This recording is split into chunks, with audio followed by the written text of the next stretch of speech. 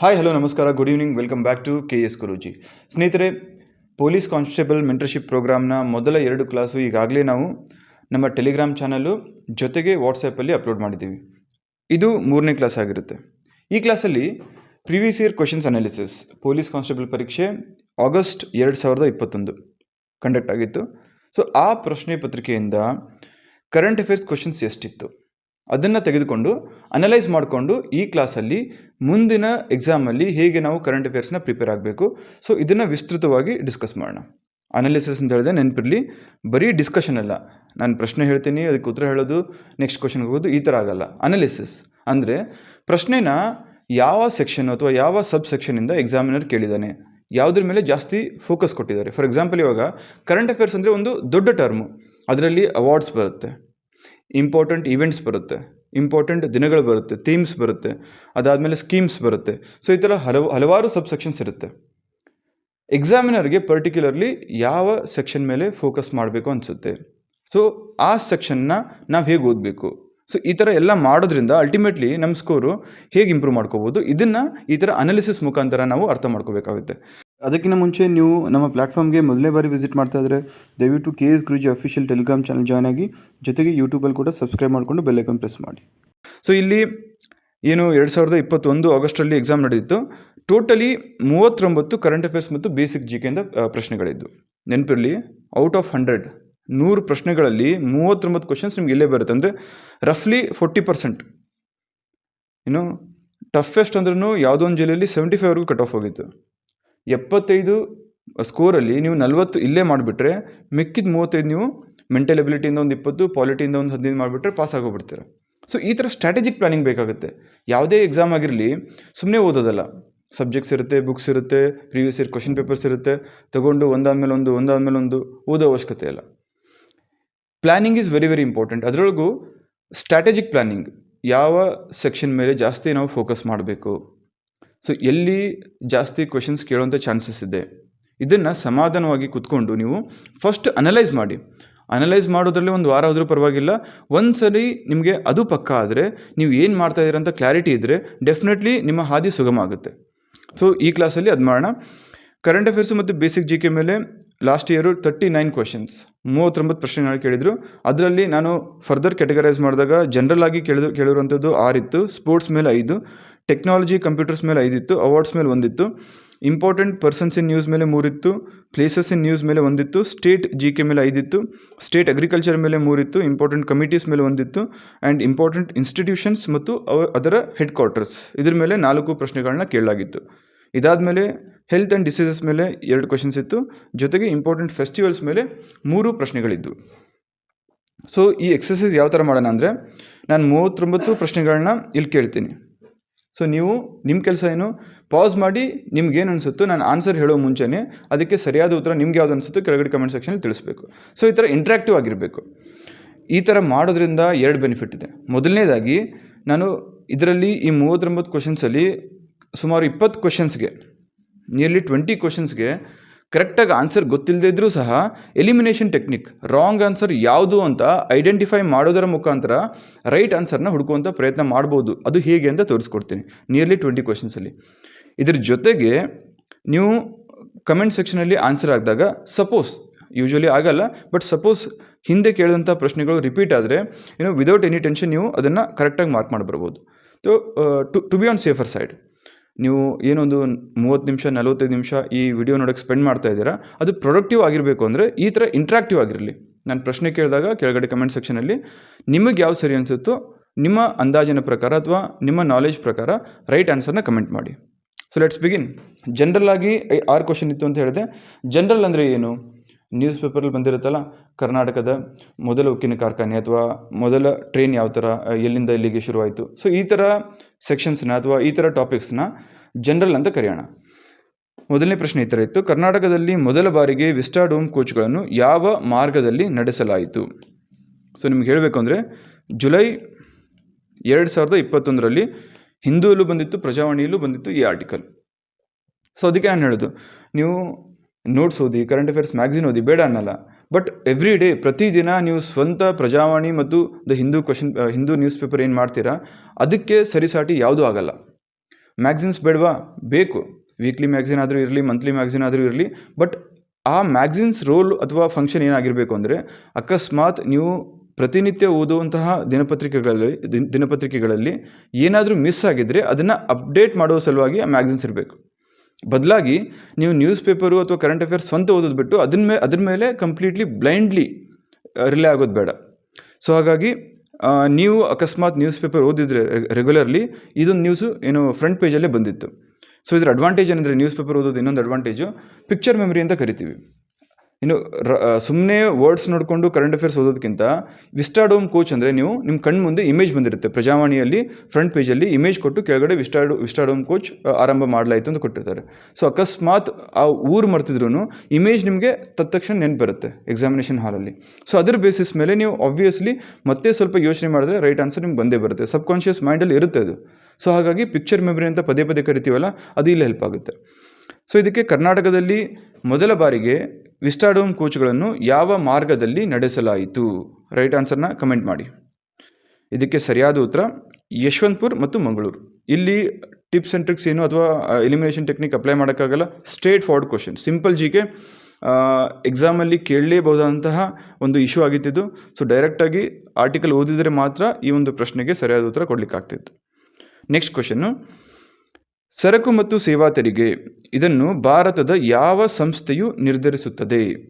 So ಇದು GST 2016 implement ಆದರೂ ಸಹ ಪದೇ ಪದೇ ಒಂದು ಸಂಸ್ಥೆ ವರ್ಷಕ್ಕೆ 2 ರಿಂದ 3 ಸತಿ ಬೇರೆ ಬೇರೆ ಕಾಂಟ್ರವರ್ಸಿಯಲ್ಲಿ ನ್ಯೂಸಲ್ಲಿರುತ್ತೆ. ಸೊ ಹಾಗಾಗಿ ಇದು ಇಕನಾಮಿಕ್ಸಲ್ಲಿ ಬಂದ್ರೂ ಕರೆಂಟ್ ಅಫೇರ್ಸಲ್ಲಿ ಯಾಕೆ ಇನ್ಕ್ಲೂಡ್ ಮಾಡಿದ್ದೀನಿ ಅಂದರೆ, ತಿಂಗಳಿಗೆ 2 ರಿಂದ 3 ಸತಿ ಈ ಸಂಸ್ಥೆ ನ್ಯೂಸಲ್ಲಿರುತ್ತೆ.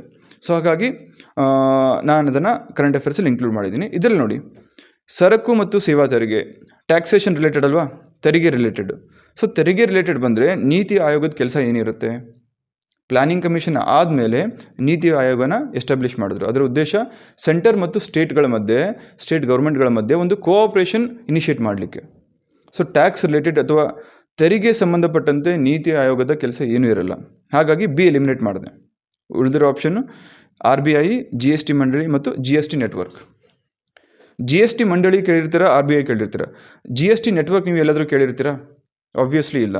ಇದು ಎಕ್ಸಾಮಿನರು ಒಂದು ಆಪ್ಷನ್ ಕ್ರಿಯೇಟ್ ಮಾಡಿ ನಿಮ್ಮನ್ನು ಟ್ರ್ಯಾಪ್ ಮಾಡಲಿಕ್ಕೆ ಅಥವಾ ನಿಮಗೆ ಕನ್ಫ್ಯೂಸ್ ಮಾಡಲಿಕ್ಕೆ ಹುಟ್ಟಾಕ್ದಂತಹ ಒಂದು ಆಪ್ಷನ್ ಆಗಿರುತ್ತೆ. ಸೊ ಈಸಿಲಿ ನೀವು ರೆಗ್ಯುಲರ್ಲಿ ನ್ಯೂಸ್ ಪೇಪರ್ ಓದ್ತಾ ಇದ್ದರೆ ನಿಮ್ಗೆ ಗೊತ್ತಿರುತ್ತೆ, RBI ನ್ಯೂಸಲ್ಲಿರುತ್ತೆ, GST ಮಂಡಳಿ ನ್ಯೂಸಲ್ಲಿರುತ್ತೆ. ಸೊ ಹಾಗಾಗಿ ಡಿ ಸುಮ್ಮನೆ ನಿಮ್ಮನ್ನು ಟ್ರ್ಯಾಪ್ ಮಾಡೋಕ್ಕೆ ಕ್ರಿಯೇಟ್ ಮಾಡಿರೋಂಥ ಆಪ್ಷನ್ ಅಂತ ತಿಳ್ಕೊಂಡು ಎಲಿಮಿನೇಟ್ ಮಾಡ್ಬೋದು. ಸೊ ಉಳಿದಿರೋಂಥ ಆಪ್ಷನ್ನು ಎ ಮತ್ತು ಸಿ. ಇದಕ್ಕೆ ಆ್ಯಕ್ಚುಲಿ ರೈಟ್ ಆನ್ಸರು GST ಮಂಡಳಿ, GST ಕೌನ್ಸಿಲ್ ಅಂತ ಕರಿತೀವಿ. RBI ಇದು ಸರಕು ಮತ್ತು ಸೇವಾ ತೆರಿಗೆನ ಡಿಸೈಡ್ ಮಾಡಲಿಕ್ಕೆ ಆಗಲ್ಲ, ಯಾಕಂದರೆ ಇದನ್ನು ಇಂಪ್ಲಿಮೆಂಟ್ ಮಾಡಿದ್ದು ಪಾರ್ಲಿಮೆಂಟು. ಸೊ ಇಲ್ಲಿ RBIಗೆ ಇಂಪ್ಲಿಮೆಂಟ್ ಮಾಡೋಕ್ಕೆ ಅಥವಾ ಅದರ ಮಾತಿಗೆ ಎಷ್ಟು ಬೆಲೆ ಇರುತ್ತೋ ಅಷ್ಟೇ ಬೆಲೆ ಸರ್ಕಾರಕ್ಕೂ ಇರುತ್ತೆ.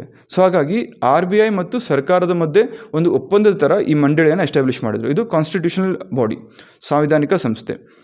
ಸೊ ಇದನ್ನು GST ಮಂಡಳಿ ಎಸ್ಟಾಬ್ಲಿಷ್ ಮಾಡಿ ಏನೇ ಡಿಸಿಷನ್ ಇದ್ರೂ, GST ಸಂಬಂಧಪಟ್ಟಂತೆ ಏನೇ ಡಿಸಿಷನ್ ಇದ್ದರೂ ಸಹ GST ಮಂಡಳಿ ತೆಗೆದುಕೊಳ್ಳುತ್ತೆ ಅಂತ ಡಿಸೈಡ್ ಮಾಡಿದ್ರು. ಸೊ ಹಾಗಾಗಿ ಕ್ವಶನ್ ನಂಬರ್ 20 ಯಾವ ಥರ ಮಾಡಿದ್ವಿ? Elimination technique. 2 option easily eliminate ಮಾಡಿದ್ವಿ. 2 ಆಪ್ಷನ್ ಎಲಿಮಿನೇಟ್ ಮಾಡಿದ್ಮೇಲೂ 2 ಆಪ್ಷನ್ ಉಳಿಯುತ್ತಲ್ವ, ಅಲ್ಲಿ ಸ್ವಲ್ಪ ನಿಮ್ಮ application of mind, common sense ಸ್ವಲ್ಪ ಲಕ್ ಹೆಲ್ಪ್ ಆಗುತ್ತೆ. ಬಟ್ ಅಟ್ಲೀಸ್ಟ್ 2 ಆಪ್ಷನ್ ಎಲಿಮಿನೇಟ್ ಮಾಡಿದಾಗ ನಿಮ್ಮ ಮುಂದೆ ವಿಷನು ಕ್ಲಿಯರ್ ಆಗಿರುತ್ತೆ, ಸ್ಟ್ರೆಸ್ ಕಮ್ಮಿ ಇರುತ್ತೆ. 4 ಆಪ್ಷನಲ್ಲಿ ಒಂದು ರೈಟ್ ಆಪ್ಷನ್ ಚೂಸ್ ಮಾಡೋದು ಹೆಂಗಿರುತ್ತೆ, 2 ಆಪ್ಷನಲ್ಲಿ ಒಂದು ರೈಟ್ ಆಪ್ಷನ್ ಚೂಸ್ ಮಾಡೋದು ಹೆಂಗಿರುತ್ತೆ. ಸೆಕೆಂಡ್ ಒನ್ ಈಸ್ ಬೆಟರ್ ಅಲ್ಲ. ಸೊ ಹಾಗಾಗಿ ಎಲಿಮಿನೇಷನ್ ಟೆಕ್ನಿಕ್ ಇಲ್ಲಿ ಹೆಲ್ಪ್ ಆಗುತ್ತೆ. ನೆಕ್ಸ್ಟ್ ಕ್ವಶನ್, ವೈಬೋ ಎಂಬುದು ಸಾಮಾಜಿಕ ಮಾಧ್ಯಮ ವೇದಿಕೆಯಾಗಿದ್ದು ಇದನ್ನು ಜನಪ್ರಿಯವಾಗಿ ಎಲ್ಲಿ ಬಳಸಲಾಗುತ್ತಿದೆ? ಒನ್ಸ್ ಅಗೇನ್ ಜುಲೈ 2021ರಲ್ಲಿ ಸಿಕ್ಕಾಪಟ್ಟೆ ಸುದ್ದಿಯಲ್ಲಿತ್ತು. ಯಾಕೆ? ಕೇಂದ್ರ ಸರ್ಕಾರ 2020, 21 ಮತ್ತು 22ರಲ್ಲಿ ಪದೇ ಪದೇ ಚೈನಾದ ಒಂದು ಕೆಲವೊಂದು ಅಪ್ಲಿಕೇಶನ್ಗಳನ್ನ ಬ್ಯಾನ್ ಮಾಡಿತ್ತು. ಸೊ ಈ ಕಾರಣದಿಂದ ನಮಗೆ ಪದೇ ಪದೇ ಸುದ್ದಿಲಿತ್ತು. ಸೊ ವೈಬೋ ಸಾಮಾಜಿಕ ಮಾಧ್ಯಮ ವೇದಿಕೆ ಅಂತ ಎಕ್ಸಾಮಿನರ್ ಹೇಳಿದ್ದಾರೆ. ಇದನ್ನು ಜನಪ್ರಿಯವಾಗಿ ಎಲ್ಲಿ ಬಳಸಲಾಗುತ್ತಿದೆ ಅಂತ ಕೇಳಿದ್ರೆ, ನೀವು once again news paper regularly ಓದಿದರೆ ನಿಮ್ಗೆ ಗೊತ್ತು, ಹೆಡ್ಡಿಂಗಲ್ಲೇ ಇತ್ತು. ಏನಾಗಿತ್ತು ಆ ಇಶ್ಯೂ? ಏನಾಗಿತ್ತು ಅಂದರೆ ಜುಲೈ 2021ರಲ್ಲಿ ಈ ಒಂದು ನ್ಯೂಸ್ ಆರ್ಟಿಕಲ್ ಬಂದಿತ್ತು 2 ಕಾಂಟೆಕ್ಸ್ಟಲ್ಲಿ. ಮೊದಲನೇದಾಗಿ ಇಂಡಿಯಾ ಬ್ಯಾನ್ ಮಾಡಿತ್ತು ಸುಮಾರು 64 ಅಪ್ಲಿಕೇಶನ್ಸು, ಅದರಲ್ಲಿ ವೈಬೋ ಕೂಡ ಒಂದು. ಅದನ್ನು ನೆನಪಲ್ಲಿ ಇಟ್ಕೊಳ್ಳೋಕ್ಕಾಗಲ್ಲ ಅಂದ್ಕೊಳ್ಳಿ. ಜಸ್ಟ್ ಬ್ಯಾನ್ ಮಾಡೋ 15 ದಿನದ ಮುಂಚೆ ಈ ವೈಭವ್ ಅಂತ ಏನು ಸೋಷಿಯಲ್ ಮೀಡಿಯಾ ಪ್ಲ್ಯಾಟ್ಫಾರ್ಮ್ ಇದೆಯಲ್ಲ, ಜಸ್ಟ್ ಲೈಕ್ ಫೇಸ್ಬುಕ್ಕು, ಇನ್ಸ್ಟಾಗ್ರಾಮು, ಇದರಲ್ಲಿ ನರೇಂದ್ರ ಮೋದಿಯವರ ಒಂದು ಪ್ರೊಫೈಲ್ ಇತ್ತು. ಆ ಪ್ರೊಫೈಲ್ನ ಹೈಡ್ ಮಾಡಿ ಅದನ್ನು ರಿಮೂವ್ ಮಾಡಲಾಗಿತ್ತು. ಸೊ ಹಾಗಾಗಿ ಒಂದು ದೊಡ್ಡ ಕಾಂಟ್ರವರ್ಸಿನೇ ಕ್ರಿಯೇಟ್ ಆಗಿತ್ತು. ಸೊ ಇದನ್ನು ದ ಹಿಂದೂ ಮತ್ತು ಪ್ರಜಾವಾಣಿಯಲ್ಲಿ ಫ್ರಂಟ್ ಪೇಜಲ್ಲೇ ಕೊಟ್ಟಿದ್ದರು. ವೈಭವ್ ವೇದಿಕೆಯಿಂದ ನರೇಂದ್ರ ಮೋದಿ ಗಾಯಬ್ ಅಂತ. ಸೊ ನೀವು ಅಟ್ಲೀಸ್ಟ್ ಅವಾಗಾದರೂ ನ್ಯೂಸ್ ಪೇಪರ್ ಓದಿದರೆ ನಿಮಗೆ ಒಂದು ಕ್ಲಿಯರ್ ಕಟ್ಟಾಗಿ ಐಡಿಯಾ ಇರ್ತಾಯಿತ್ತು. ಸೊ ಆ್ಯಕ್ಚುಲಿ ಇದು Chinese application.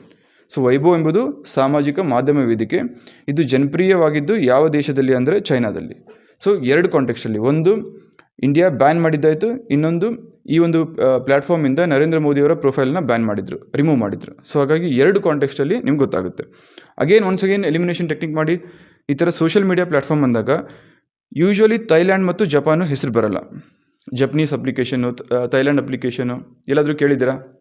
Just common sense apply ಮಾಡಿ. ತಮ್ಮಲ್ಲಿ ಸುಮಾರು ಜನ ಒಂದು 19ರಿಂದ 25 ವರ್ಷದ ಏಜ್ ಗ್ರೂಪಲ್ಲಿ ಇರ್ತೀರ. ಪಬ್ಜಿ ಕೇಳಿರ್ತೀರ. ಈ ಥರ ಪಬ್ಜಿ ಆಗಿರ್ಬೋದು, ಶೇರಿಟ್ ಆಗಿರ್ಬೋದು, ಈ ಥರ ಅಪ್ಲಿಕೇಶನ್ ಎಲ್ಲ ಎಲ್ಲಿಂದ ಬರುತ್ತೆ? ಚೈನಾದಿಂದ ಬರುತ್ತೆ.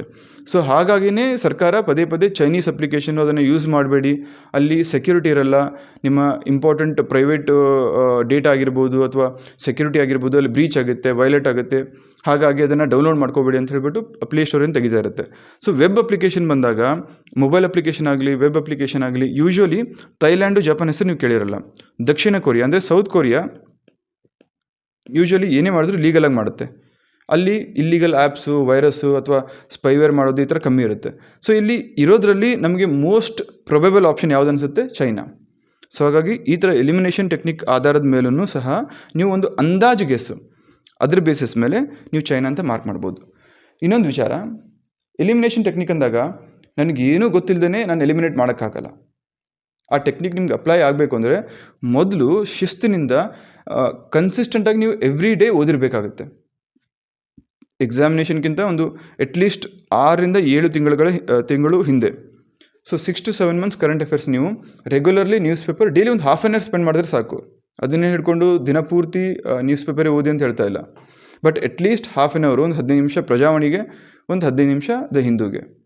ಈ ಥರ ಕೊಟ್ಟಾಗ ಕನ್ಸಿಸ್ಟೆಂಟಾಗಿ ನಿಮಗೆ ಒಂದು ಬ್ಯಾಕ್ಗ್ರೌಂಡಲ್ಲಿ ನಾಲೆಜ್ ಬಿಲ್ಡ್ ಆಗಿರುತ್ತೆ. ಆ ನಾಲೆಜ್ ಆಧಾರದ ಮೇಲೇ ನೀವು ಎಲಿಮಿನೇಷನ್ ಟೆಕ್ನಿಕ್ಸ್ನ ಅಪ್ಲೈ ಮಾಡ್ಬೋದು.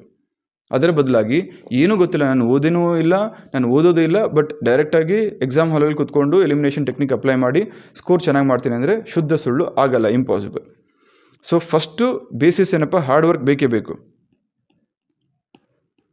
ಹಾರ್ಡ್ ವರ್ಕು ಕನ್ಸಿಸ್ಟೆಂಟಾಗಿರಬೇಕು. ಇದು ಆದಮೇಲೆ ಈ ಥರ ಟಿಪ್ಸು ಟ್ರಿಕ್ಸು ನಿಮ್ಗೆ ಹೆಲ್ಪ್ ಆಗುತ್ತೆ.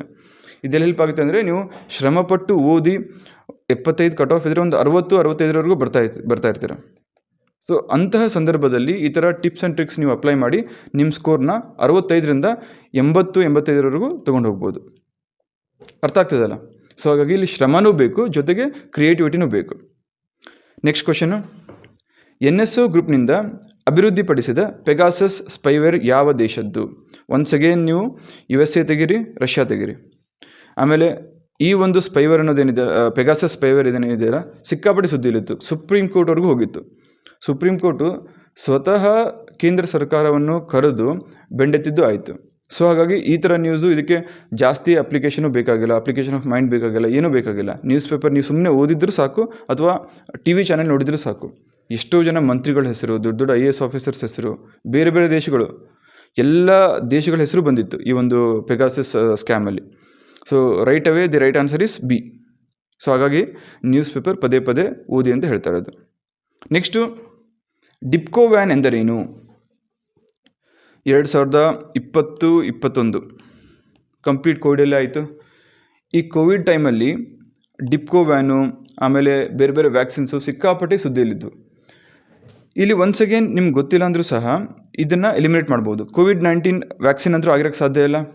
ಯಾವ್ಯಾವ ವ್ಯಾಕ್ಸಿನ್ ಬಂದಿತ್ತು, ಎಷ್ಟು ಎಫೆಕ್ಟಿವ್ ಇತ್ತು, ಅದ್ರ ಬಗ್ಗೆ ಸರ್ಕಾರ ಯಾವ ರೀತಿ ಪಬ್ಲಿಸಿಟಿ ಮಾಡ್ತಾಯಿತ್ತು, ಸೊ ಆಬ್ವಿಯಸ್ಲಿ ನಿಮ್ಗೆ ಗೊತ್ತಿರುತ್ತೆ. ಸೊ ಡಿಪ್ಕೋ ವ್ಯಾನ್ ಅಂದರೆ ಕೋವಿಡ್ ವ್ಯಾಕ್ಸಿನ್ ಆಗಿರೋಕ್ಕೆ ಚಾನ್ಸೇ ಇಲ್ಲ. ಅಕಸ್ಮಾತ್ ಆಗಿದ್ದರೆ ನಿಮ್ಗೆ ಗೊತ್ತಿರ್ತಾಯಿತ್ತು. ಕೋವಿಡ್ ವೈರಸ್ ತಳಿ ಆಗಿರುತ್ತಾ? ಇರ್ಬೋದು, ಚಾನ್ಸ್ ಇದೆ. ಬಟ್ ಆಲ್ಫಾ, ಬೀಟಾ, ಡೆಲ್ಟಾ ಈ ಥರ ವೈರಸ್ಸು ತಳಿಗಳು ಸುದ್ದಿಯಲ್ಲಿತ್ತು. ಆ ಸಂದರ್ಭದಲ್ಲಿ ಏನೇ ಒಂದು ಹೊಸ ತಳಿ ಬಂದ್ರೂ ನಮಗೆ ಬೇಡ ಅಂದರೂ ನಮ್ಮ ಕಿವಿಯಲ್ಲಿ ಬಿದ್ದು ನಮಗೊಂಥರ ಬ್ಯಾಟ್ ಆಗ್ತಾ ಇತ್ತು. ಯಾಕಂದರೆ ಟಿ ವಿ ಆನ್ ಮಾಡಿ ಟಿ ವಿಯಲ್ಲೂ ಬರ್ತಾಯಿತ್ತು, ಪೇಪರ್ ಓಪನ್ ಮಾಡಿ ಡೆಲ್ಟಾ ತಳಿ ಪತ್ತೆ, ಆ ತಳಿ ಪತ್ತೆ, ಇಲ್ಲಿ ಬೆಂಗಳೂರಲ್ಲಿ ಹೊಸದಾಗಿ ಡೆಲ್ಟಾ ತಳಿ ಪತ್ತೆ ಆಗಿದೆ, ಈ ವ್ಯಕ್ತಿಯಲ್ಲಿ ಆ ವ್ಯಕ್ತಿಯಲ್ಲಿ ಅಂತ ಹೇಳ್ಬಿಟ್ಟು.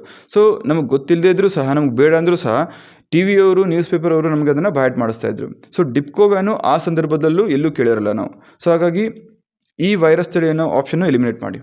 ಉಳಿದಿರೋದು ಬಿ ಮತ್ತು ಡಿ.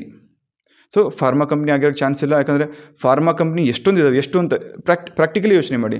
ನೀವೇ ಎಕ್ಸಾಮಿನರ್ ಆಗಿದ್ದರೆ ಯಾವುದಾದ್ರು ಒಂದು ಫಾರ್ಮಾ ಕಂಪ್ನಿ ಹೆಸರು ಕೊಡ್ತಾ ಇದ್ದೀರಾ?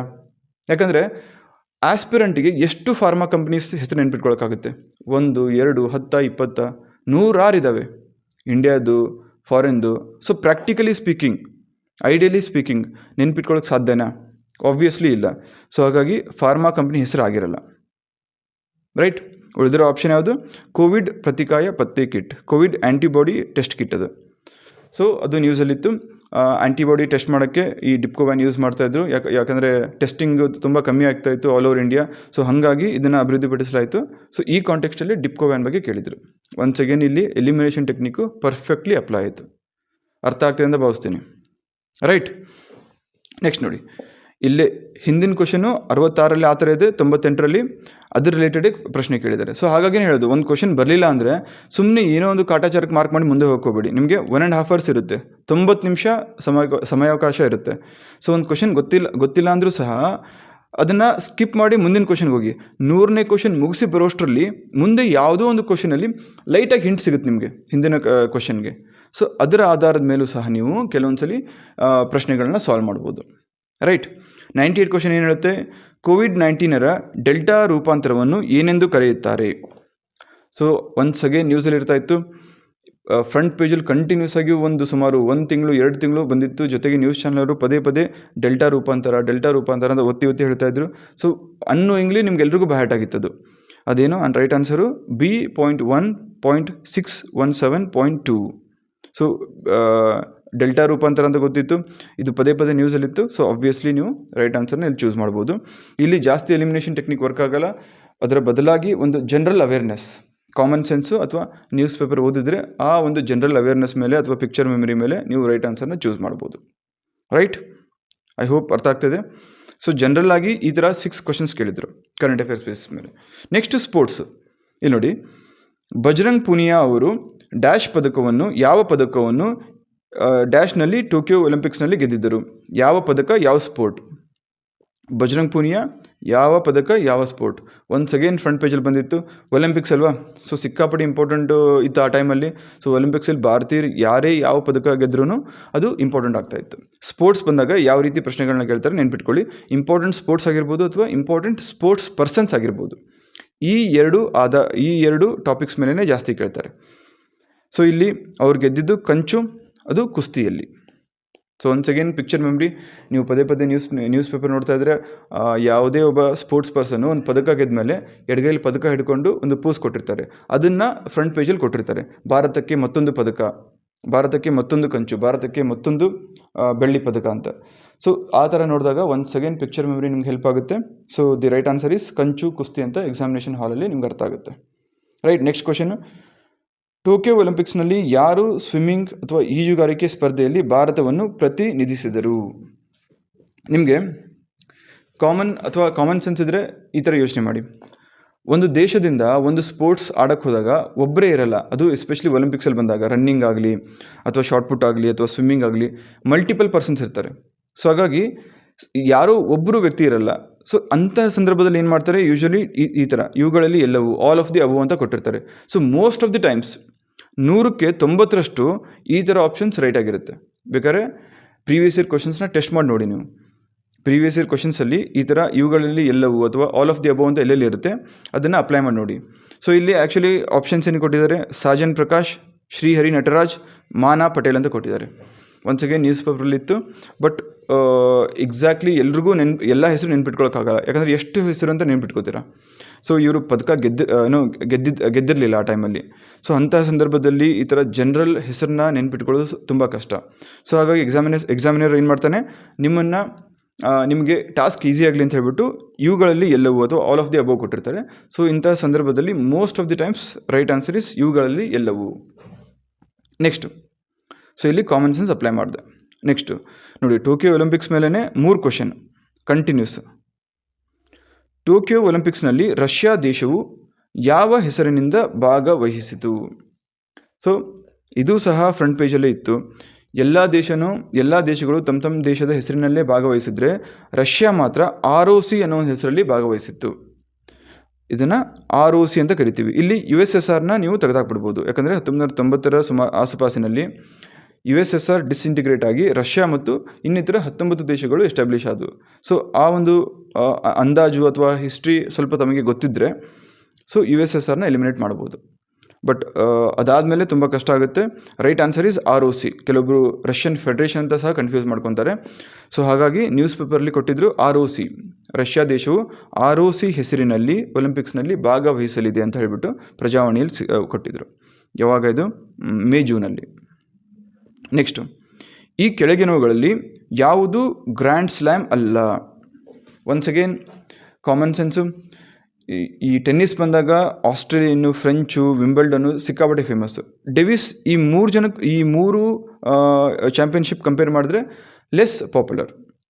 ಸೊ ಹಾಗಾಗಿ ಡೇವಿಸ್ ಕಪ್ನ ಈಸಿಲಿ ಎಲಿಮಿನೇಟ್ ಮಾಡ್ಬೋದು. ಆ್ಯಕ್ಚುಲಿ ಗ್ರ್ಯಾಂಡ್ ಸ್ಲ್ಯಾಮ್ ಅಂದರೆ 4 ಸ್ಪೋರ್ಟ್ಸ್ ಬರುತ್ತೆ. ಅದರಲ್ಲಿ ಆಸ್ಟ್ರೇಲಿಯಾ, ಫ್ರೆಂಚು ಮತ್ತು ವಿಂಬಲ್ಡನ್ ಕೂಡ ಇದೆ.